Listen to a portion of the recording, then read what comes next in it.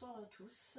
Nous allons parler aujourd'hui de Nous parlons depuis les ténèbres, qui est une anthologie d'horreur composée de 10 nouvelles écrites par 10 autrices différentes.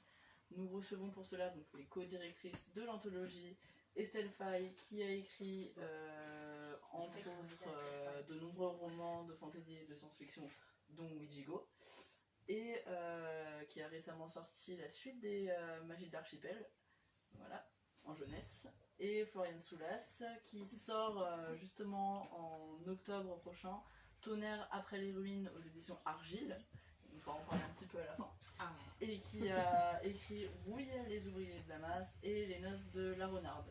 Elles seront accompagnées d'Aurélie Wenenstein, autrice d'une des nouvelles du recueil, et qui a écrit de nombreux romans dont L'épée, la famine et la peste, et Anouk Faure, qui a illustré la couverture et qui est aussi l'illustratrice des Trois Mâles à Moulgar ainsi que du Fort intérieur paru chez Calidor, et qui est aussi l'autrice de La Cité diaphane paru chez Argile. Ok. Donc, quelle est la jeunesse de cette anthologie? Bah en fait, bon déjà je pense qu'on est un peu des grosses fans d'horreur, qu'on en met dans ce qu'on écrit. Donc par exemple, si vous voulez la scène la plus gore de Bibliothèque dans l'espace que vous avez jamais lue, je conseille Les oubliés de la main de Floriane. Voilà, ça c'est super cool. Et en fait c'est venu d'un constat qui est que on dit souvent qu'il n'y a pas d'horreur qui s'écrit en France, alors qu'il y a plein d'horreur qui s'écrit. Mais elle est à la marge. Elle n'est pas très connue, elle est souvent chez les petits éditeurs qui n'ont pas de distributeurs, qui sont pas hyper visibles du grand public. Il faut vraiment aller chercher en festival, et même pas sur les tables libraires, mais un peu autour. Et c'est un genre aussi qui historiquement a toujours été porté par des femmes et qui aujourd'hui encore est énormément écrit par des femmes. En fait, c'est un genre marginalisé qui parle aussi de plumes mises un peu plus à la marge. Et l'idée, c'était de donner une visibilité à tout ça en faisant une anthologie. Et ce qu'on s'est dit avec Floriane, c'est qu'on faisait cette anthologie que si on arrivait quand même à la mettre chez un éditeur qui avait un peu une certaine force de frappe. Donc notamment une distribution, une certaine visibilité. Et là, dans un festival, donc il y a un peu plus d'1 an à Redon, dans un super point de Bretagne où il faisait une chaleur à crever. Bon, chaleur à crever pour moi c'est plus de 25 degrés, donc ça vous dit un peu l'ambiance. Il y a un super libraire et éditeur, donc c'est les super pouvoirs des libraires, ils sont trop cool, qui m'a présenté Jean-Marie Goater des éditions Goater parce qu'il pensait que ça pouvait l'intéresser, et j'adore le boulot des éditions Goater et franchement c'est trop cool d'être chez eux. Et puis donc je me suis retrouvée à peu près dégoulinante de sueur et complètement cramée par le soleil à présenter le projet à Jean-Marie Goater en me disant il faut que j'assure pour Floriane, il faut que j'assure pour Floriane. Oui, et puis en plus, comme tu as dit, c'est un genre qui a été historiquement très porté par les femmes. Mais en fait, si je vous demande de citer un nom de femmes qui écrivent de l'horreur, vous n'allez pas en trouver beaucoup. Par contre, vous allez trouver plein d'hommes qui en font. Et pourtant, ils ne sont pas très nombreux. Mais il y en a suffisamment pour qu'on s'en rappelle.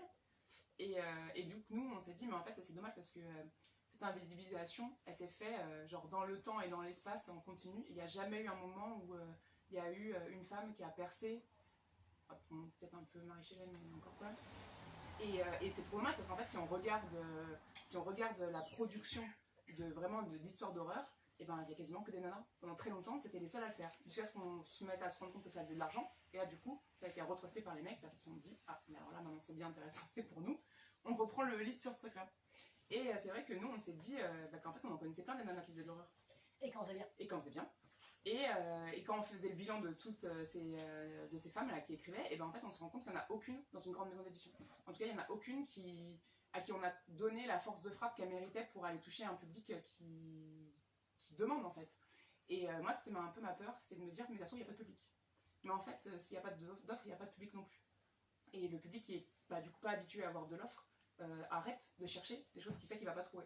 Et quand on a proposé l'anthologie, et ben on s'est rendu compte qu'il y avait beaucoup de gens qui viennent nous voir en nous disant ah mais moi j'adore l'horreur mais j'en trouve jamais, il n'y en a pas.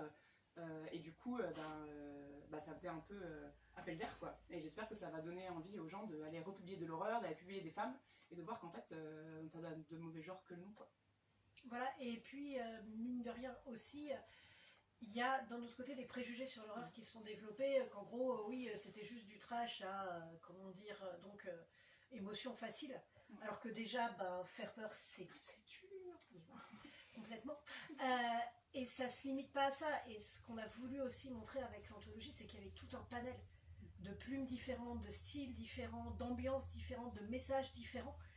Et c'est ça aussi à mettre en avant, c'est que c'est un genre qui a une incroyable diversité. Et qu'on réduit trop souvent à quelques clichés, en fait, donc façon, ouais, c'est juste pour faire des frissons faciles pour les ados, quoi. Déjà, c'est dur. Voilà. Déjà, faire des frissons faciles, c'est pas si simple. Et en plus, il n'y a pas que ça. Et en plus, voilà, il n'y a pas que ça. Et la seule consigne qu'on a donnée aux autrices, bah, c'est écrivez une nouvelle, voilà, voilà, qui vous représente, que vous aimez, etc. Et rien qu'avec cette consigne très simple, on a des textes qui sont tous différents. Après, on a 2 textes où on mange des gens. Faut pas déconner quand même. Mais de façon différente. Mais je pense que c'était important. En fait, c'est un. Je peux pas dire que c'est un reproche, mais c'est un retour que j'ai vu assez souvent de dire qu'en fait on n'allait pas assez peut-être dans l'horreur, le trash et le très gore, quoi. Mais je pense qu'en fait c'est. Bah, du coup, en fait, c'est. Je veux pas dire stigmatiser, mais du coup c'est vachement réduire l'horreur à que le gore et les trucs vraiment hyper poussés, quoi. Et du coup, moi ce que je voulais, et je pense que Estelle était d'accord avec moi, c'était vraiment de dire en fait, si on veut que quelqu'un écrive le meilleur texte, il faut qu'il écrive ce qu'il fait le plus kiffer, quoi. Et chacune en fait des autrices qu'on a contactées et qui a accepté de participer avait un univers très particulier, avec des marottes très particulières, avec des choses qu'elles avaient envie de dire très particulières, et avec un univers qui leur était vraiment très très propre. Et je me dis en fait nous ce qu'on a voulu faire c'est de montrer de la diversité, et on pouvait pas le faire mieux qu'en montrant cette diversité là, je pense. Alors peut-être que ça manque un peu de gens coupés en morceaux et de trucs vraiment très hardcore, mais il y aura d'autres volumes peut-être, et on pourra aller à ce moment-là. Mais je pense qu'en fait c'était vraiment important de balayer toute la diversité, comme tu dis, de ce que peut être l'horreur, et pas juste se cantonner à ça va marcher parce que c'est ce qu'on voit maintenant dans les films, ou c'est ce qui marche à la télé, ou ouais, dans les séries, et de mettre vraiment en avant l'univers de ces autrices-là, parce que le but derrière, c'est que vous alliez acheter leurs bouquins à elles, et que vous alliez les découvrir. Voilà, et puis c'est aussi, il y a plein de choses sur lesquelles on peut jouer, qui justement, enfin, sont pas juste du serial killer, quoi. Et par exemple, pour parler un peu de celles qui sont pas là, il y a le texte de Barbara Cordier qui joue sur du conte de fées revisité, mais avec des relations hyper malsaines et hyper glauques entre les fillettes. Et voilà, et c'est un truc qui est tout en subtilité. Bon, il y a quand même quelques meurtres, mais en subtilité, en subtilité. Voilà, ou aussi, mine de rien, le rapport au monstre, par exemple.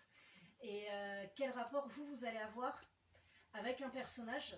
C'est quelque chose qui m'intéresse beaucoup, par exemple, de prendre un personnage dont objectivement, qui peut être dans un livre ou un film d'horreur classique, un méchant facile. Donc par exemple, quelqu'un qui va pousser un peu tous les gens autour de lui à s'entre-dévorer parce que c'est son kiff du moment. Et comment faire pour vous mettre à la place du perso, et pour qu'au final, quand c'est lui qui gagne, quelque part vous êtes avec lui. Et vous êtes avec quelqu'un qui a fait ces trucs horribles. Et qui regrette même pas de les avoir fait. Et là, c'est intéressant, parce que mine de rien, trouver l'humanité chez les monstres, ça nous pousse à nous demander justement avec qui on peut être en empathie. Et ça, c'est un truc qui m'intéresse beaucoup. Un exemple là-dessus en cinéma, c'est, je sais pas si vous connaissez Rob Zombie dans la salle. Le réalisateur surtout. Voilà, en réel ou son musicien. Les deux. Ah mais toi, je sais. Oui, non, moi je connais. Mais il a fait une duologie en fait, qui est la Maison des Mille Morts et Davis Reject. Et en gros, dans la Maison des Mille Morts, on a l'habituel groupe d'étudiants qui vont explorer le fin fond de l'Amérique redneck, qui se retrouvent pris dans une famille un peu frics et tout, et se font dessouder de manière assez inventive. Et il y a un côté très justement foire, traître fantôme et tout ça. Et dans le deuxième, on est du côté de la famille de redneck qui sont en train de fuir les policiers qui veulent les rattraper. Et là, il y a un côté beaucoup plus gritty, réaliste et tout ça. Et le regard, il change en fait. Mais en même temps, on va jamais les approuver. Et le réalisateur fait tout pour qu'on les approuve jamais. Mais mine de rien, à la fin, quand ils meurent, on sait qu'ils vont mourir à la fin, donc c'est pas un gros spoiler, on a des sentiments plus partagés que s'ils avaient été dessoudés à la fin de la Maison des Mille Morts. Et ça, c'est intéressant. Et mine de rien, c'est, voilà, quel rapport en fait, avec l'être humain dans ce qu'il peut avoir, même d'horrible, on va essayer, on va instaurer le temps d'un texte avec le lecteur. Et ça, c'est intéressant. Et comment vous en êtes venus toutes à participer, en fait? C'est une question pour tout le monde. On les a recrutés. Il y avait certains noms qui étaient assez évidents parce que c'est des filles qui font principalement de l'horreur. Voilà, Ou des trucs bien sombres. Des trucs très sombres. Ouais, On s'est dit des que ce trucs serait bien vraiment sombres. intéressant de les avoir sur ce thème-là. On pense à Aurélie, Morgane, les Ça, deux Morgane. Et Morgane Et Sankiewicz, je pense à Lizzie aussi, qui a un univers un peu gothique qui moi, j'ai tout de suite pensé à elle. Ouais. Et après on a cherché qui avait des affinités, parce qu'en fait, on écrit toutes plus ou moins des nouvelles, pas que des romans. Et voilà, c'est que des personnes qui ont frôlé un peu avec le genre. Et Et Anouk, parce que j'avais lu, entre autres, la Céliafane, qui frôle franchement quand même pas mal avec l'horreur aussi. et dont le travail est vraiment incroyable. Et je me suis dit, mais en fait, c'est la seule qui peut illustrer cette anthologie. Et pareil, elle a eu carte blanche ici sur la couverture, elle n'a eu aucune directive, elle pouvait faire vraiment ce qu'elle voulait. Et voilà, on a pris nos petits carnets d'adresses et on a appelé toutes les filles une par une pour leur proposer de dire le projet, parce qu'elles auraient pu dire non aussi. Et ça a donné lieu, je trouve, à des choses hyper intéressantes, parce que notamment, par exemple, Lizzie, elle n'avait jamais écrit de nouvelle avant. C'était sa première nouvelle. Et j'ai découvert ça quand on a publié l'anthologie, elle ne me l'avait jamais dit. Elle a dit ça à quelqu'un, je disais genre pardon. Et c'était sa première nouvelle, elle avait jamais, c'est un exercice qu'elle n'avait jamais fait quoi. Et du coup c'était hyper chouette d'avoir pu travailler avec elle sur ça. Et toi Aurélie, t'avais écrit des nouvelles? Ah oui, beaucoup. alors, notamment, Aurélie, au début, j'ai un recueil de nouvelles, je ne sais plus s'il est dispo, et c'est dommage. Non, il n'est plus disponible. Mais pour le coup, si vous aimez le gore et que vous arrivez à le trouver quelque part, c'est Ferus Oxyré, c'est ça? Je me Oui, souviens c'est encore ça, du bravo, titre. oui. Mais il était bien, il était bien, il était bien. Enfin, Là, il m'a marqué. Oui. Ouais, oui. Oui, c'est un des premiers trucs que j'ai lu de toi en fait, tu vois. Et j'ai Ouais, adoré, ouais. j'ai tellement adoré. C'est ça. Effectivement, la couverture est très gore. En plus. Les nouvelles en plus sont pas trop de la sucrerie à l'intérieur quand même, on va dire. Mais effectivement, ouais, la couverture est d'une subtilité limitée. Oui. Belle et belle, belle et belle. Ok. Vous pouvez chercher Ferus Oxyré sur la petite web. Ah non, mais c'est plus disponible. Mais Ouais, mais il y a peut-être des- il y a sur peut-être les des baisses, ça va peut-être des occasions. milliers Alors non. peut-être, oui, aux enchères, très cher. Et justement, pour une question pour Anouk Faure, je vois que vous avez choisi d'illustrer l'anthologie parce qu'il semble représenter des abysses. Pourquoi ce choix? Alors déjà quand moi j'ai dû faire la couverture, c'est toujours un peu en amont de la publication des textes, donc il n'y avait pas tous les textes. J'en avais juste 4-5 à ce moment-là, donc que j'ai lu pour me faire un peu une idée de l'atmosphère du recueil, sachant que c'est toujours difficile d'illustrer une anthologie nouvelle, vu que forcément il n'y a pas de thème unique à toutes les nouvelles, quoi. C'est très divers. Mais dans ce que j'avais, ce qui ressortait, c'était déjà l'aspect de la dévoration, un côté très organique, très charnel, et d'autre part le rapport à la mer et aux profondeurs des abysses. Et moi, c'est aussi un truc qui me parle pas mal. Tout ce qui est... Et en plus, il y avait le titre Nous parlons depuis les ténèbres, et donc pour moi, Nous parlons depuis les ténèbres, il y avait cette idée de choses qui croupissent au fond, de préférence dans des eaux noires et lointaines, et qui regardent vers la surface et qui tend une voie de ces profondeurs vers la surface. Donc c'était un peu ça l'idée de départ, donc avec l'espèce de poisson qui commence à regarder vers le haut et qui amène ces choses obscures vers la surface. Donc c'était un peu ça l'idée de départ, et donner dans des formes pas très nettes, un peu confuses, cette idée à la fois de choses cachées dans les ombres, de chair, de méduses, enfin un peu des textures que j'ai pu retrouver dans les nouvelles que j'avais lues. Moi, je trouvais que c'était un choix très intéressant. Ça m'a beaucoup parlé en fait, parce que depuis notre rencontre, donc j'ai eu l'occasion de lire tous les textes. Et en fait, le choix des animaux et de la méduse, donc ça fait référence notamment, je pense, à deux nouvelles principalement. Enfin, après, il y a la nouvelle de la mer, celle, mais je pense à celle où il y a deux animaux. Ouais. Celle de Morgane et celle qui suit, je sais plus qui est l'auteur. C'est Mickey. Ouais. Voilà. Et en fait, c'est la voix des sans-voix. Et moi, c'est quelque chose qui me parle beaucoup, ça. C'est des nouvelles qui sont, je trouve, antispécistes, où l'animal va pouvoir s'exprimer à travers une nouvelle d'horreur et voilà, de porter. Nous qui parlons depuis les ténèbres, et il y a aussi les créatures qui n'ont pas de voix, qui ne peuvent pas exprimer leur souffrance, leur douleur. C'est les créatures qu'on va attaquer, que des hommes vont attaquer, et qui vont chercher à s'exprimer. Donc du coup, je trouve que c'était une couverture super super intéressante. C'est vrai qu'effectivement, il y a ce côté aussi que un poisson, ça crie pas. Dans Voilà. l'eau, il n'y a pas de bruit aussi. Non. Mais il y avait aussi des nouvelles que j'avais lues où il y a justement tout cet aspect du fait de manger, être mangé. Que, du coup, c'est avec des animaux terrestres, mais j'ai voulu rendre un peu aussi à travers la présence un peu de dents un peu partout. Ouais, ça exprime toutes les voix. Les voix qui parlent du PTM, mais toutes les voix aussi celles d'autres espèces. C'est chouette. En parlant de ça, une question pour Aurélie, mais vous pouvez tout y répondre. Dans votre nouvelle ainsi que dans vos romans, les animaux sont persécutés. Pourquoi est-il selon vous important de montrer justement cette violence spéciste? Alors, donc encore une fois, je trouve qu'à travers les littératures, on peut porter une voix pour ceux qui n'en ont pas, et notamment pour porter la voix des animaux. Il y a plusieurs manières de faire remonter le combat pour les animaux. Donc il y a de le documenter, d'aller filmer, d'aller mettre des images, parce que c'est très percutant. Enfin, c'est même ce qu'il y a de, je pense, de plus frappant par rapport à un texte. L'image, elle va s'imprégner en vous, donc c'est hyper important. Il y a de lire de la documentation scientifique avec des chiffres et tout ça. Et vous avez la fiction, vous avez l'émotion, vous avez le personnage, et en fait l'aspect d'entrer en empathie avec un personnage animal.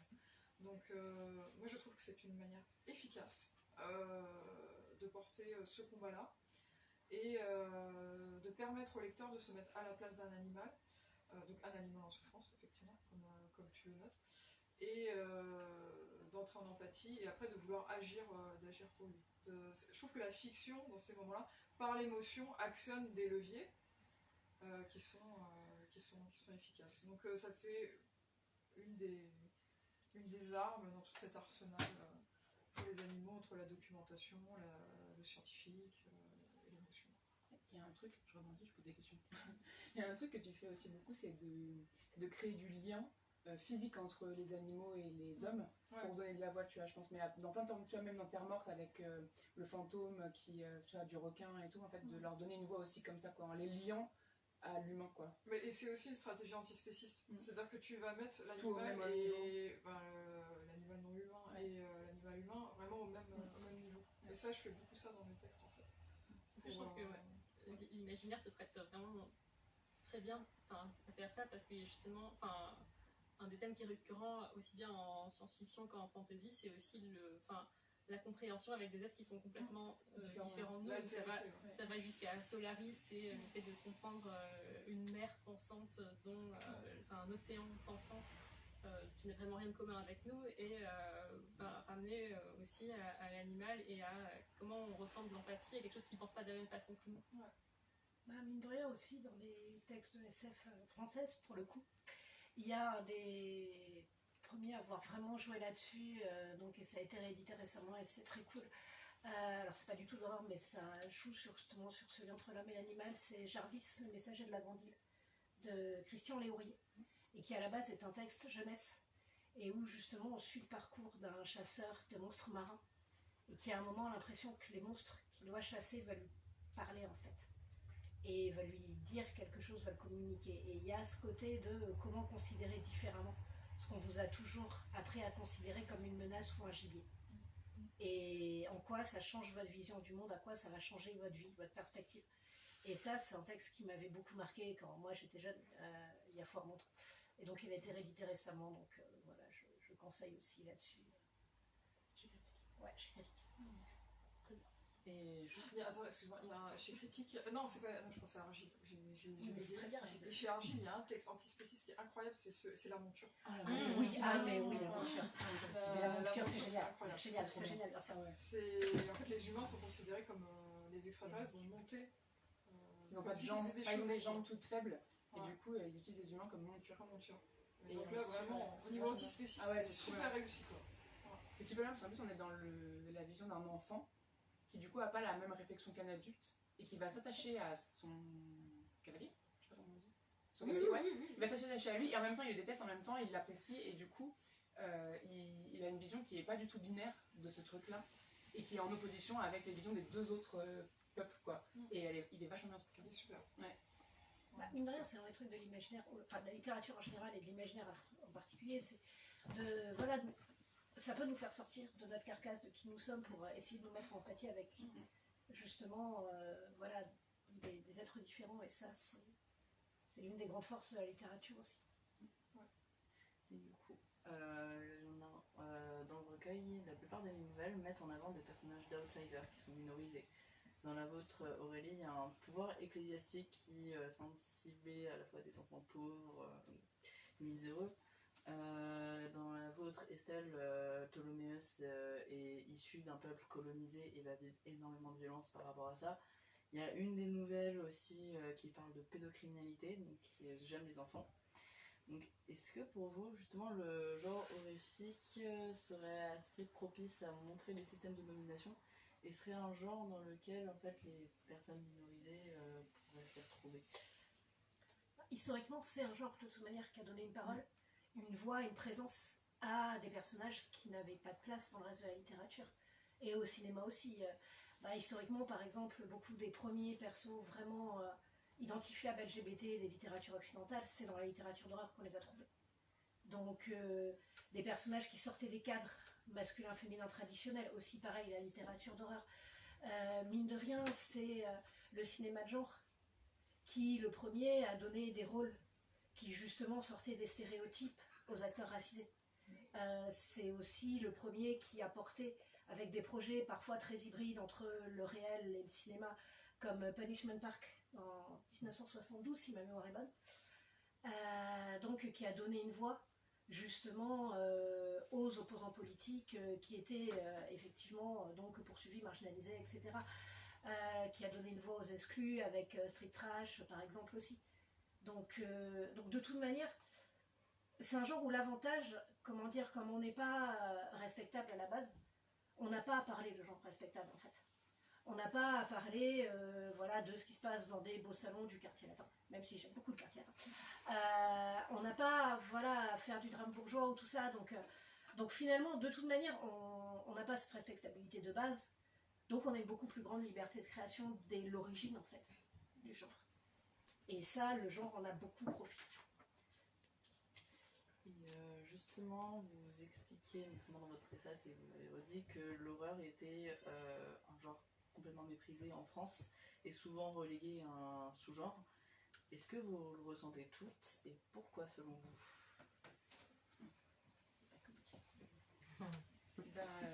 Moi je le ressens parce qu'en fait je connais pas une seule maison d'édition qui a une vraie ligne, une vraie collection d'horreur quoi. Donc déjà ça veut dire quelque chose je pense. Et après pourquoi je sais pas. Mais comme je comprends pas non plus pourquoi les femmes qui écrivent de la SF ça se vend pas. Parce que moi je suis désolée, quand on regarde des séries et les films qui marchent, 100% c'est de l'horreur ou de la SF quoi. Quasiment, enfin allez, 99%. Voir les deux. Ou les deux, ouais. Et pourtant en livre, il y a un truc qui fait que ça, on n'arrive pas à péter ce plafond de verre là. Et vraiment, j'ai pas de réponse à ça. Surtout qu'en plus on l'a vu, quand on a fait l'avant-première à Ouest-Hurlan, on a vendu tout le stock. Donc il y a une demande. Alors après, c'est des gens du milieu, qui lisent déjà du genre, etc. Donc qui cherchent déjà ces choses-là. Mais je sais pas. En vrai, je sais pas. Moi j'ai quelques pistes. Oula, ça y est, la pression, la responsabilité. Non, disons, il y a quelques pistes historiques déjà. Donc j'avance un peu parce que notamment, grosso modo, début 19e, fin 18e, début 19e, on a la grande explosion du roman gothique, notamment dans le monde anglo-saxon et qui est porté par des autrices. Et à cette époque, la plume la plus vendue en Europe, c'est une autrice qui fait du roman gothique. Et il y a un endroit qui résiste à ça avec toutes les forces patriarcales aussi qu'on y connaît, c'est la France. Ouais, résistance. Voilà, avec aussi un mépris dans la critique littéraire installée, qui représente bien un certain esprit local. Donc mine de rien, il y a vraiment cette résistance au nom d'une vision quand même très formatée de la culture. Enfin, une vision très... comment dire, noble, entre guillemets, de la culture. Donc on va résister à ça, quoi. Même venant de Tom qui a créé oui, bien sûr aussi. Et voilà, et c'est par exemple, il y a quelques tentatives, mais elles sont vite, elles s'arrêtent vite. Par exemple, est-ce qu'il y en a beaucoup ici qui ont lu le seul roman gothique de George Sand? À part moi. Oui, non, mais toi, tu Et peux pas. on est deux Vous avez la racontés, même donc on bibliothèque. dit rien. Voilà. Voilà, mais c'est, je veux dire, on est quand même. Voilà, elle est connue pour plein de choses qui sont très très bien. Et même qui sont considérées avec un peu trop de mépris par rapport à ce qu'elle a fait dedans. Mais c'est vrai que oui, effectivement, ça a du mal en France.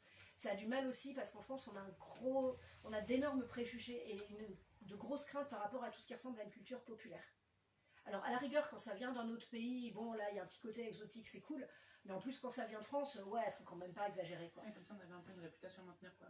Oui, c'est ça, voilà. Et donc, il y a c'est vrai, un souci avec la culture populaire et le mépris de la culture populaire qui est assez fort dans la littérature française, voilà, pour plein de raisons bien ancrées, parce qu'on a aussi une littérature de salon, parce qu'on a aussi historiquement beaucoup de mal avec cette notion étrange qu'il faudrait payer les auteurs pour ce qui est un travail. Et mine de rien, un auteur qui écrit sans être payé, c'est un auteur qui a des revenus ailleurs. Donc c'est déjà un auteur qui, s'il a des revenus ailleurs mais qu'il a quand même le temps d'écrire, doit avoir une certaine assise économique. Donc ça dit quelque chose sur ce qu'on veut, ce qu'on accepte comme auteur dans le paysage littéraire. Voilà, enfin c'est compliqué, on va dire. On est un monde qui a une énorme importance d'une certaine critique installée de ce qui va être médiatiquement visible ou pas. Et ça, pareil, ça a des racines qui sont ancrées très loin dans l'histoire culturelle française. Après, on a aussi des problématiques diverses qui viennent s'ajouter à ça, notamment au niveau du cinéma. Alors là, je ne vais pas m'étendre dessus, sinon on est parti pour 2 heures. Mais en gros, on a des systèmes de production en France qui, pour plein de raisons, sont assez inadaptés à la prod de cinéma de genre. Et c'est pas volontaire à la base, en fait. Donc ça, c'est un autre souci, c'est qu'il y a des logiques de production qui sont mises en place, qui ne sont pas adaptées forcément à la prod de cinéma de genre, et encore moins à la prod de petits films d'horreur, ce qui fait vivre le genre à la base. Donc c'est compliqué, ça nous enlève une sorte de relais naturel pour les genres aussi. Donc disons, il y a des logiques diverses, certaines complètement involontaires, d'autres beaucoup plus volontaires et beaucoup plus anciennement ancrées en France, qui font qu'on a un souci. Le rapport à la culture, c'est un truc qui est beaucoup plus large. Je regardais un reportage la dernière fois qui parlait de ça, où il disait oui, on parle encore de culture populaire, c'est la culture pop, mais en fait maintenant c'est la culture. En fait, c'est devenu notre culture. La culture populaire, tu vois, les mèmes, les choses comme ça, c'est devenu une partie intégrante, c'est plus un truc marginal. On envoie tous des mèmes, on envoie tous des références, enfin, c'est un truc, les films, tu vois, où c'est vraiment devenu un phénomène banalisé, il n'y a plus ce truc de marginalité, comme on parlait des geeks avant, ça n'existe plus tout ça. Mais on a encore, tu vois, cette vieille France un peu qui fait de la résistance et qui continue à dire ah oui, les geeks dans leur coin, ou la culture populaire, que quelques-uns connaissent, en fait, alors que tout le monde nage dedans tout le temps. Et donc ça c'est encore un truc hyper... Oui, c'est comme s'il y avait un temps de retard entre la culture en fait qu'on vit de fait au quotidien et la culture, la culture, quoi. Voilà, et la culture qui est représentée. Et la culture à laquelle on donne une visibilité. Et c'est pas grave quand il s'agit de placer des séries Netflix qui font la une ou des romans de Stephen King. Mais pour des auteurs, et a fortiori des autrices, qui sont pas forcément très visibles en France, là c'est plus compliqué quoi en fait. Et justement... On a bien trouvé l'ambiance. Oui, juste pour faire une petite transition qui reste dans le sujet mais qui est une anecdote rigolote, c'est que j'étais à Étonnant Voyageur il y a quelques semaines pour dédicacer et du coup je dédicaçais mon livre qui est donc un roman gothique un ado. Du coup voilà, je discute avec l'ado et avec sa mère et du coup la mère je lui demande et du coup vous lisez aussi de l'imaginaire? Elle me répond ah non moi je lis des romans. Ah là là. Ça m'a fait rire. Mine de rien, c'est vrai que donc j'aime bien voyager dans des pays dont je parle la langue. Et mais aussi donc essentiellement anglais, espagnol, parce que bon l'allemand je sais plus trop le niveau. Mais c'est vrai que oui, cette marginalisation là de tout ce qui est fantastique, imaginaire et tout, dans tous les autres pays où j'ai voyagé, je l'ai pas senti comme ça en fait. Et vraiment, en gros, les autres pays où je voyage, quand je dis que j'écris du fantastique, de la SF et tout, on me dit ouais, c'est cool. Mais naturellement, en fait. Et un truc qui m'a marqué, par exemple, c'est quand je faisais mon école de cinéma donc en France, il y a un intervenant qui, pour critiquer un court-métrage, m'a dit en gros, mais on dirait du Cocteau, sous-entendu, c'est nul quoi. Parce que ça ressemble à Cocteau. Et par contre, l'école de théâtre que j'ai suivie à San Francisco, en fait, Cocteau, c'est genre un héros, quoi. Enfin, c'est une immense figure, c'est une référence. La Belle et la Bête de Cocteau, c'est une des grandes références artistiques d'Angels in America, qui est la grande pièce de Tony Kushner sur San Francisco et sur les homicides. Donc, il y a une série aussi, ouais. Mais il y a une pièce avant, voilà, c'est ça. Et voilà, et c'est le même Cocteau qui, en France, ici, est souvent marginalisé et ailleurs. Justement, on va continuer sur la marginalité. Vous parliez également de votre position de femme autrice d'horreur et de la difficulté à vous faire reconnaître dans le milieu au point où même lorsqu'elles étaient majoritaires, elles étaient complètement marginalisées et invisibilisées. Qu'en est-il aujourd'hui? Et comment vous le ressentez Au niveau de l'horreur? Ouais, au niveau de votre position de femme autrice d'horreur face à la misogynie. Et je pense que ça ressemble à ce qu'on a dit. En fait, tu vois, par exemple, en France, Estelle, on pourrait peut-être parler de Ouijigo et du fait qu'il ne fallait pas dire que c'était un roman d'horreur. Et Oui, c'est un truc que j'allais dire, c'est qu'en fait il y a de l'horreur finalement partout, mais elle est un peu camouflée, c'est-à-dire qu'elle va être dans des... En fait, on va pas le mettre en avant. Il y a beaucoup de livres qui contiennent des éléments d'horreur, mais finalement c'est une composante et on va dire non mais en fait là c'est un roman de science-fiction horrifique, et Même en fait, pas du il y en tout. a plein, quoi. Ouais, je me rappelle quand les Oubliés de la Masse sont sortis, je disais que c'était du face-up et c'est au bout d'un moment que j'ai commencé à dire non mais en fait c'est plus une histoire de vaisseau fantôme avec du body horror et à dire la vérité quoi. Au début je ne disais pas du tout. Et du coup en fait, Parce que j'avais peur que les gens ils soient rebutés. Qu'ils se disent ah mais non, pas lire ça, c'est trash, ou parce qu'en fait il n'y avait pas de livre de... Ouais, il n'y a pas de livre, oui c'est trash de fait, mais... parce qu'en fait il n'y a pas de livre d'horreur, il n'y avait pas de livre d'horreur, et puis surtout en fait j'avais peur que ce soit réducteur et qu'ils se concentrent que sur ce truc-là de l'histoire et que ça leur donne pas envie de lire le reste. Maintenant je joue ça à fond, et en fait je me rends compte que les gens ils en redemandent et... Mais c'est vrai que je pense que même nous en fait on a intégré vachement de codes sans s'en rendre compte, et c'est aussi un truc qu'il faut qu'on déconstruise, et c'est une bonne première pierre je pense parce qu'en fait si même nous on joue avec les règles du jeu, on risque pas de changer de jeu quoi, et de faire autrement quoi. Moi j'ai toujours mis en avant ça. Ouais. Après mon premier roman Remarqué en imaginaire c'est Le Roi des Faux, et je l'ai toujours vendu en dark fantasy en fait. Je dis c'est de la dark fantasy, c'est du sombre, c'est des gros monstres, c'est des gars... voilà, quoi. Et là par exemple le roman qui cherche un éditeur actuellement, je dis c'est un western horrifique. Enfin je dis le mot, tu vois, ça accroche. Mais il y en a qui regardent, Adrien Thomas il en a fait un western un peu horrifique. Tout à fait. Notre-Dame des Vœux, Notre-Dame des Vœux, c'est vachement bien. Oui. Mais c'est vrai que du coup, pour moi, là, en fait, avant de faire cette anthologie avec vous, pour moi, l'horreur, c'était du coup un truc hyper restreint, c'est-à-dire que c'était genre les chairs de poule et les machins qui étaient vraiment... Tu pouvais pas faire autrement que des catalogués en horreur, parce qu'il y avait vraiment... tu pouvais vraiment faire entrer dans aucune case à côté, et tout le reste, du coup, c'était des trucs avec des éléments horrifiques, mais pas de l'horreur dans ma tête. Alors, en fait, c'est pour ça qu'on n'a pas mis que horreur dans le titre, et qu'on a... En fait, le but, c'est vraiment de balayer large sur tout ce qui gravite dans cette... En fait, tout ce qui gravite dans ce que les gens mettent dans horreur, parce que c'est catégorisé comme ça et c'est plus simple, tu vois. Et puis gothique, oui, fantastique sombre. Mine de rien, le fantastique qui reste encore aujourd'hui en France aussi l'un des territoires relativement peu explorés, alors qu'on a des très très grandes plumes de fantastique. Et oui, tu savais que ça allait t'arriver, désolé, mais tu savais. Non, ou sinon, non, pas toi derrière. Voilà, parce que quand même, on a ici dans la salle la plus grande nouvelliste du fantastique français, donc ici derrière. Elle est là. Donc il vient d'avoir une superbe ressortie de recueil, et voilà, et donc oui, évidemment, voilà, on ne peut pas s'empêcher de penser à elle aussi, même quand elle n'est pas dans la salle en plus. Mais voilà, et donc justement les recueils aussi ont marqué le genre et tout, et ça c'est bien. Donc il y a une tradition, il y a des plumes, il y a des livres. Après, ce qu'on a pu voir au fil de l'histoire littéraire en général et en France en particulier, c'est que pour être visible, c'est très bête, mais effectivement, plus on met en avant aussi des genres, des tendances, plus ça devient visible, quoi, en fait. Après, il y a eu, tu vois, il y en a, moi je pense à Justine Miaugret qui frôle parfois avec l'horreur. Ah oui, clairement, le Gueule gore, d'autrui, ça fait plus que flotter.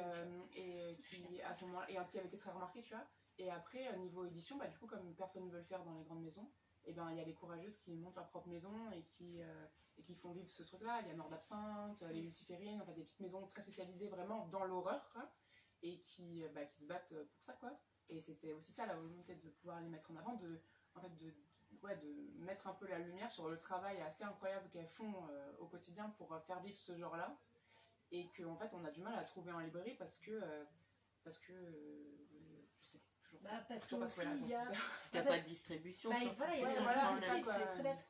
Et puis Il parce... y en a des libraires qui prennent des romans auto-édités.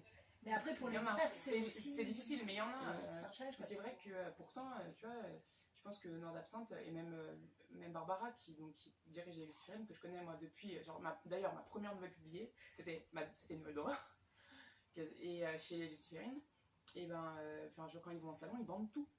Tous les stocks partent, quoi. Parce qu'il y a un public toujours pour ces trucs-là. Et quand même, c'est trop dommage qu'ils n'arrivent pas à être diffusés plus, parce que je suis persuadée que si on... En fait, il y a plein de choses qu'on ne pense pas vouloir parce qu'on ne sait pas que ça existe. Tu vois, et que c'est parce qu'on te donne la possibilité que tu peux avoir envie d'aller voir. Si on te dit jamais que la couleur jaune existe, bah, tu vas jamais te demander c'est quoi le jaune, et tu vas jamais dire que tu as envie de porter du jaune. Tu vois, c'est pareil. Et je pense qu'en fait, il faut pousser les gens, il faut leur mettre sous le nez pour qu'ils sachent que ça existe, mais c'est hyper dur. C'est hyper dur. Bah, il y a deux choses. Il y a sortir de l'économie de prototype, c'est-à-dire de dire là, il y a tel roman qui est superbe, mais quelque part, c'est le seul roman qui ça sorte. Mais c'est un peu comme, comment dire, ce faux compliment de la fille qui est pas comme les autres filles. En fait, c'est un compliment qui est vraiment à double tranchant, quoi, parce que c'est un compliment qui en fait est super misogyne. Et de dire oui, non, mais ce roman-là, il est vachement bien, mais c'est le seul qu'on publie comme ça en France. Et c'est mettre un roman en avant au détriment de toute une littérature, donc je suis pas sûre que ça soit vraiment faire du bien à quelqu'un. Et donc sortir de ça, en fait, sortir de la vision par prototype, même si c'est bien intentionné. De se dire qu'il y a des courants qui existent, de se dire qu'on a une histoire. Aussi, ça c'est quelque chose qu'un imaginaire en général pour moi est hyper important, et à fortiori quand on est dans les littératures sombres, c'est savoir d'où on vient, savoir qu'on est là parce qu'il y a d'autres gens qui sont venus avant nous. Donc encore une fois, voilà, respect à Mélanie ici ce soir, mais mine de rien, il y a des gens aussi qui... Voilà, il y a des gens qui ont marqué le genre et qui marquent encore le genre. Et c'est important de dire ça, de dire qu'on n'invente pas. Mais c'est hyper vrai parce que tu vois, moi je me rappelle quand j'ai commencé à envoyer le rouille à des éditeurs, j'ai envoyé à Scrigno parce que j'avais lu Le Roi des Faux et parce que j'avais lu le premier de Nadia Coste, qui est hyper de l'horreur, quoi. Et je m'étais dit, ah mais en fait, moi je flirtouillais vaguement avec l'horreur là. Et ben en fait, vaguement, et en fait, si j'avais pas lu ça de chez eux, j'en serais peut-être pas allée, tu vois. En fait, je me suis dit, en fait, ok, eux, ils vont me dire, oui, ok, c'est possible, tu vois. On peut faire ça, c'est possible. Et après, j'avais pas forcément conscientisé ce truc-là, mais en fait, si, c'est parce qu'on sait que ça existe qu'on se permet d'y aller, tu vois. Et puis, sur la visibilité d'un genre, moi, ce que j'ai vu depuis que je suis autrice, mine de rien, c'est comment le bonus de visibilité incroyable que c'est gagné la romance en imaginaire. Parce que quand j'ai commencé, c'était vraiment l'apanage de micro-maisons en France, ou de livres que les lectrices allaient chercher sur le net, en e-pub et tout. Et je me souviens d'un salon du livre de Paris pré-Covid, à l'époque où c'était encore les grands salons du côté de Porte de Versailles, et où en fait on était mélangés avec donc l'imaginaire. Et il y avait des queues de malades, mais parce que c'était le seul endroit où les lecteurs et surtout les lectrices pouvaient rencontrer leurs auteurs. Parce qu'en librairie, ça se faisait quasiment pas, pour les raisons de distribution mentionnées ci-dessus et tout. Et c'est vrai que déjà, je veux dire, libraire, je veux dire, c'est un métier qui comporte énormément de risques financiers, donc merci de le faire. Donc évidemment, on ne peut pas vous demander de résoudre tous les maux du système.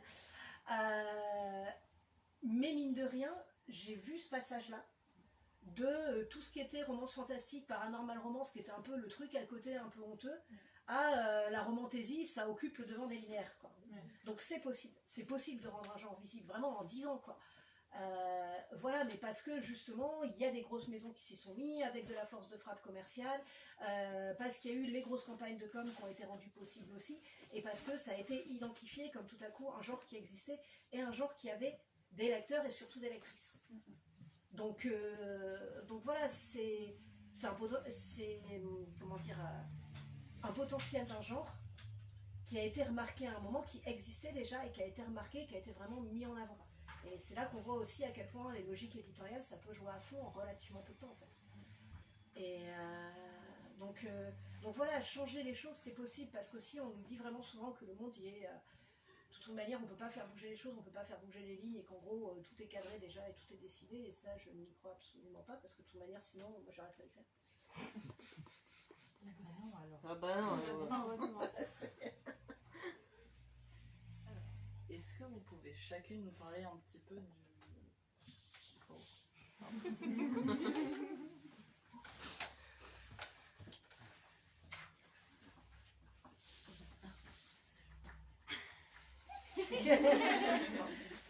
Mais c'est on fait un travail d'équipe. Tu vois. Alors, nous allons maintenant passer aux questions du public. Est-ce que vous pouvez chacune et chacun dans le public donner les questions que vous avez à donner? C'est ça ta phrase. Oui, c'est ça. Voilà. Alors, Florian, tu l'as évoqué au début. Donc, un tome 2 est prévu bientôt. Ah bah, On espère. en négociation. Il va devoir mettre au calme. Alors, on va s'y Alors, disons, si c'est comme nous, après, c'est comme nous, il y a après, toute bah, logique les éditoriale chercher, derrière, mais... pour qu'elles écrivent de l'horreur là. Hein. Mais en plus, franchement, on a des noms, hein, on a Ouais, des noms. voilà, Alors ça, voilà. les noms, voilà, ouais, les noms, il y en a plein. Il y en a des plus super qu'on intéressants. pense. En fait, c'est ça le truc. Et c'est Il y en a plus qu'on de pense. montrer qu'il y en a plus qu'on pense, et de montrer que ça existe et que ça a du potentiel. Et en plus, je suis persuadée que. Enfin, moi, j'en connais plein qui en font pas, mais qui ont vu le projet et qui aimeraient faire essayer quoi. Donc, c'est cool. Bah, l'idée, ouais, c'est si on peut à la fois continuer à rendre visible celles qu'on fait, et puis pourquoi pas des nouvelles plumes à venir jouer avec nous. Ah bah là, Venez jouer. venez jouer. On peut faire autre chose que manger les gens. Il y a plein de Mais après, manger les gens, c'est possible aussi. Hein. C'est ça, c'est du cœur. Oh, tu disais qu'il n'y avait pas eu de collection d'horreur, mais moi j'ai grandi avec Il y en a toute eu, la il y en a collection de plus. Pocket Terror qui était quand même le truc quoi. Mais il y en a plus. Et c'est ça qui est dingue en fait, c'est qu'on est quand même passé de cette collection qui pour moi était le linéaire immense à la librairie à côté de chez moi à Il y a plein. Alors, ouais quoi en fait, je qu'est-ce sais. qui s'est passé en fait quoi. Alors, de ce que m'ont dit certaines personnes, mais là c'est beaucoup de off, donc je vais pas trop entrer dans les détails. Tu me diras. Mais c'est visiblement, il y a eu aussi des décisions éditoriales de la part Mm. de personnes bien placées Ah, ça, je dans sais. les maisons d'édition en France qui n'aimaient pas du tout l'horreur. Et c'est là qu'on voit à quel point Ils sont déconnectés. il y a. Et puis il y a des décisions éditoriales aussi, et que effectivement, bah, mine de rien, je ferai un parallèle avec. Pas pour dire que c'est les mêmes choses, mais par exemple, on a vu. Alors c'est pas du tout dans les mêmes, mais on a vu, on voit en cinéma à quel point des décisions de certains producteurs peuvent complètement changer le monde. Et il suffit d'une personne très bien placée qui aime ou n'aime pas telle ou telle ligne pour que ça change énormément les choses. Et d'un côté, en même temps, tu te dis, un éditeur, il construit sa ligne édito. Tu mets un directeur de collection, en fait, il va choisir des textes qu'il aime lui. C'est logique, en fait. Et s'il se trouve qu'en fait, il aime pas l'horreur, il va être moins enclin à en publier. Et du coup, en fait, il y a un effet boule de neige, quoi. Mais Donc, et je suis d'accord, en fait. Des fois, il suffit qu'il n'y en ait qu'un. Mais en même temps, tu vois, par exemple, une petite maison d'édition qui aime pas l'horreur, bah, il va jamais en faire. En fait, c'est... Enfin, d'un côté, je comprends pourquoi il y en a qui font pas, mais en même temps, je me dis, bah, ces gens-là, donc très haut placés et preneurs de décision, et ben en fait, ils représentent une culture qui n'est pas la culture populaire, ou qui, en fait, qui n'est que tronquée par rapport Après, à ce qui se fait et ce que les gens veulent lire, quoi. voilà, sur les Mais comme c'est eux qui ont le pouvoir et que c'est eux qui décident, et qui font ce qu'ils veulent, voilà. Après, sur les échos que j'ai eu, je parle vraiment de génération avant nous et tout, donc c'est pas. Mais voilà, qu'il y a eu ça qui s'est passé. Oui, Génération avant, justement, les échos que j'ai, moi, sont plutôt qu'il y a eu. Alors, Terreur, je sais pas, je pense que Terreur a bien marché. Mais par exemple, moi, j'ai grandi et j'ai commencé à écrire du fantastique parce que je lisais notamment Territoire de l'inquiétude, Présence du fantastique, tout ça, que j'avais l'impression, moi, ado, de voir partout. Et je parlais à des gens qui ont vécu cette période-là, qui notamment les ont traduits en disant j'ai l'impression d'être arrivé trop tard, il y a une grande période, tout ça. Ils m'ont dit mais non, en fait, ça se vendait pas. Ça a été une catastrophe. Et en fait, régulièrement, il y a des essais, ça se casse la figure. À nouveau, on se dit bah tiens, il y a longtemps qu'il n'y en a pas eu, on réessaie. Ça se recasse la figure, ça ne prend jamais. C'est fou, Autant ça. il y a eu Terreur, notamment, ils avaient le silence des agneaux, des choses comme ça. Donc je pense qu'ils ont eu des grosses machines. Mais toutes ces collections de fantastique des années 90 que moi j'avais vraiment l'impression de voir partout et d'être entourée de ça, c'était un four à l'époque en fait. Et je ne le sais que par des personnes qui ont travaillé justement. Donc il y a vraiment un truc qui se reproduit. En fait, je vous entends tenir un discours qui fait écho à des choses dont on parlait il y a 10 ans, il y a 20 ans, c'est vraiment... C'est cyclique, quoi. C'est intéressant, c'est un peu effrayant. On est en train de dire qu'on est foutu. On est en train de dire qu'on est foutu. Non, on veut dire qu'on essaie. En fait, on est comme le méchant des films d'horreur qui revient. Il revient à chaque fois. On revient, on le renoie. disons, On est que coyote dans Coyote et Bee. disons là où je nuancerais là-dessus, c'est que pour avoir, pour le coup, vu ça d'un œil beaucoup plus extérieur, c'est aussi qu'il y a, pour le coup, eu quand même dans justement toutes ces vagues et tout, un côté déjà très anglo-saxon. Justement, tu parlais de trad. Et le problème, c'est qu'une culture ne peut pas vivre uniquement de traduction. Je pense qu'une culture a besoin de s'implanter dans un pays, vraiment. Et là où je parlais de manque de volonté éditoriale dont j'ai entendu parler, c'était beaucoup plus sur le domaine français. Où il y avait vraiment, il y a eu, de ce que j'ai entendu, encore une fois, d'écho, un manque de volonté éditoriale d'implanter effectivement ça en France et pas juste simplement de sortir de la trad, voire de sortir de la trad un peu à la chaîne. Et par exemple, c'est ce qu'on voit dans le cinéma d'horreur entre l'Espagne et la France, où l'Espagne a implanté une grosse tradition de cinéma d'horreur, mais pourquoi? Parce qu'ils ont fait des prods locales, qu'ils ont énormément soutenues localement, ils ont créé un écosystème local. Et ce qui fait qu'on c'est devenu une terre de cinoche d'horreur. Et il y a ce problème d'implanter une culture locale. Et ça, c'est peut-être une volonté qui n'a pas toujours suivi. Alors, il me semble que des tentatives, il y en a eu, parce qu'au moment où je lisais, enfin, tous ces trucs dont je disais qu'ils sont plantés, mais que je voyais partout, il y avait quand même beaucoup de tentatives françaises. Moi, j'ai souvenir des bouquins de Gudule, bon, après, c'était un peu. Il y avait pas mal d'autres, notamment autrices autour. Par contre, j'ai l'impression que l'horreur marche de manière générale, et là, je pense tout de suite à Sir Cédric quand on va dans le thriller. Ouais. Il y a beaucoup de thrillers d'horreur qui cartonnent. Ouais. Clairement. Et Sir Cédric, je sais pas ses chiffres exacts, mais on l'a vu partir de. Enfin, être au milieu des auteurs qui écrivaient de l'horreur qui vivotaient, puis d'un seul coup, il a explosé. Bah, mine de rien, quand on lit Claire Garance, t'as des trucs qui sont absolument atroces aussi dedans.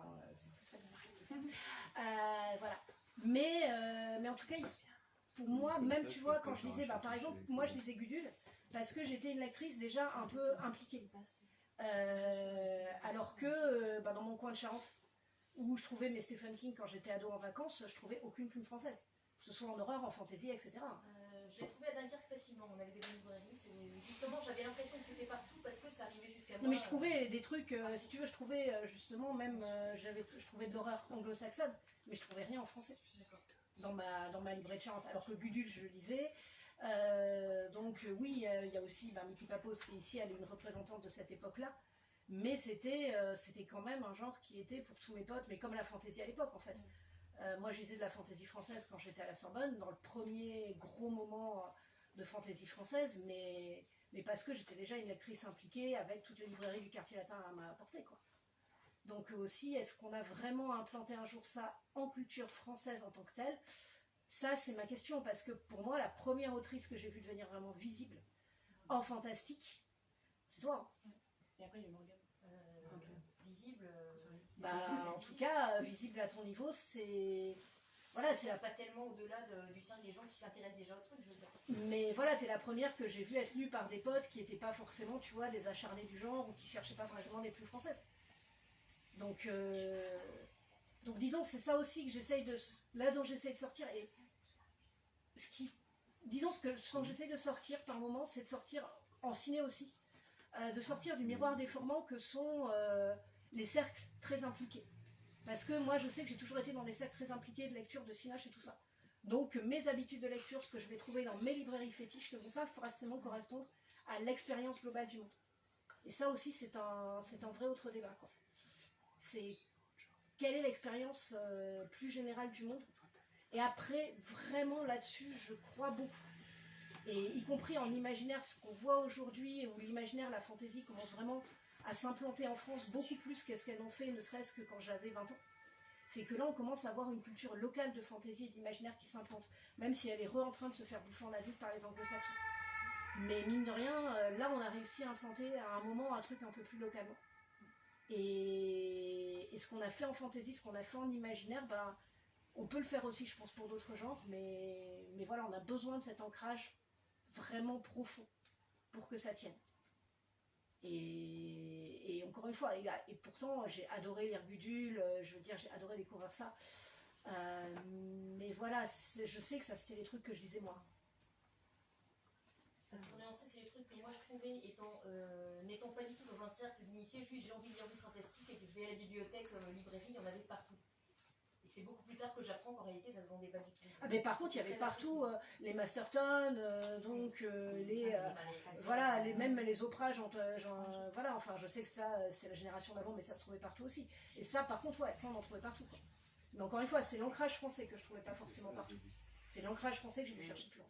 Alors nous avons le temps pour Après aussi j'ai l'impression qu'en France on a le problème de la forme, à savoir la nouvelle, on en a pas vraiment parlé.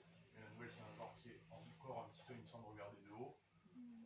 C'est peu pratiqué. Moi, je suis dans le milieu universitaire et quand je dis à mes collègues de la Sorbonne que je travaille sur le fantastique, il y a quelques sourires qui émergent, vous voyez, quand je dis encore plus que je travaille sur la nouvelle, même si c'est en train de changer.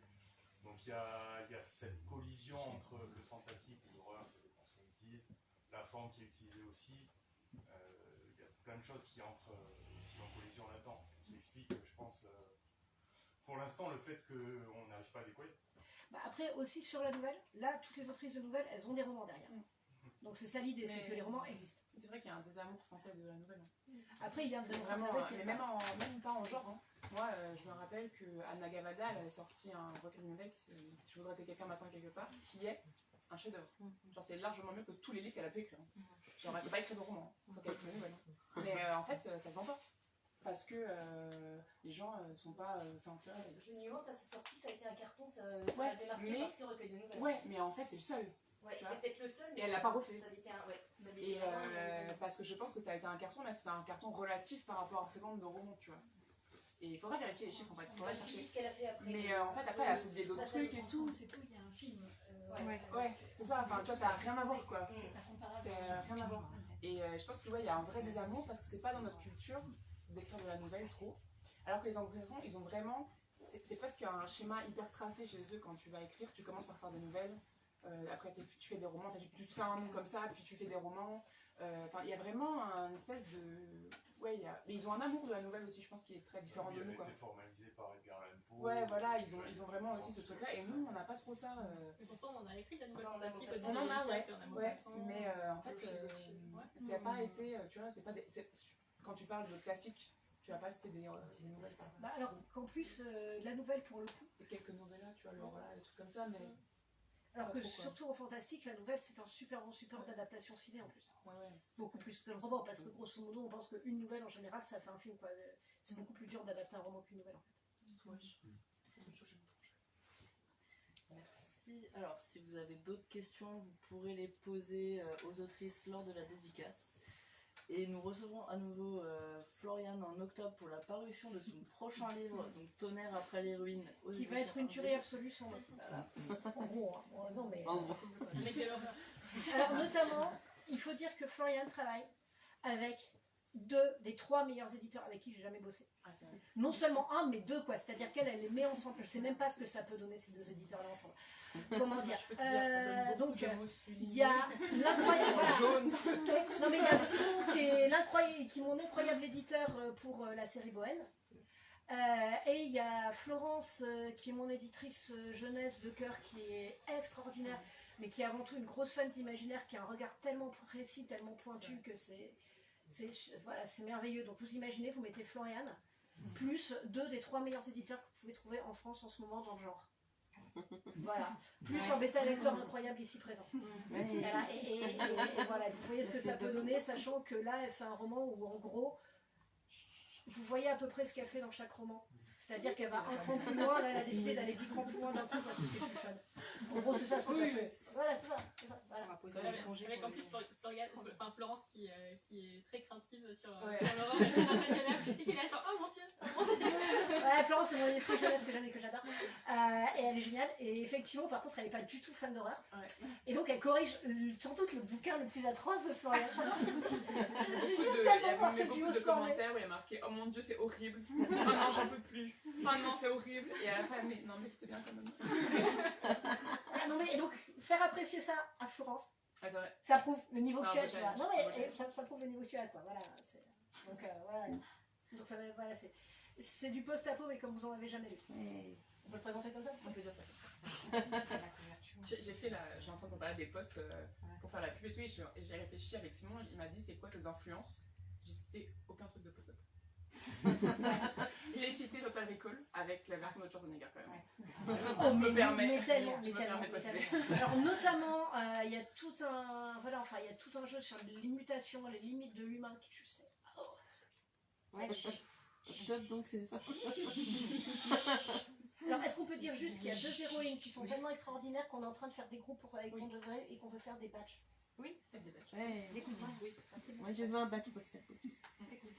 Moi je veux un badge Lottie. Lottie c'est le perso de Florian dont je suis le plus fan à ce jour. Et vous Ouais. voyez ce qu'elle a fait. Moi aussi, j'aime bien. Personne n'aimait l'outil. Si Tout le moi monde aime j'aime Lottie. Lottie. Ouais. Non, tout le monde aime Attends, Lottie. j'aime Lottie depuis le début. Je suis, C'est vrai, je c'était la suis seule, la hein. fan historique. C'était la de seule. Lottie. Merci Estelle, Aurélie, Floriane et Anouk d'être venus nous parler de votre anthologie.